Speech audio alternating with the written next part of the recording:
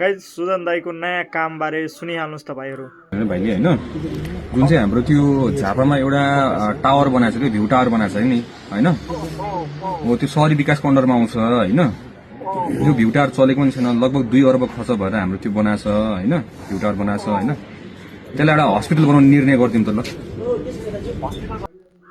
हेर्नुहोस्, उहाँ मन्त्रीसँग कुरा गर्नुभयो कि झापा 5 को भ्यू टावरलाई हस्पिटल बनाइदिनुहोस् भनेर, किनभने भ्यू टावर हेर्न मान्छे पनि जाँदैन र झापा 5 मा राम्रो हस्पिटल पनि छैन।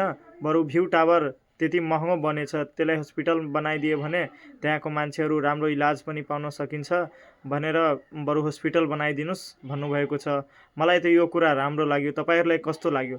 अब हेर्नुहोस्, त्यहाँको मान्छे यो कामले डबल फाइदा हुन्छ। त्यहाँको मान्छेलाई हस्पिटल बन्यो भने तिनीहरू राम्रो उपचार पाउन सक्नुहुन्छ र त्यो हस्पिटलमा जानुभयो भने माथि जानुहुन्छ अनि माथिबाट त्यो भ्यू पनि हेर्न सक्नुहुन्छ।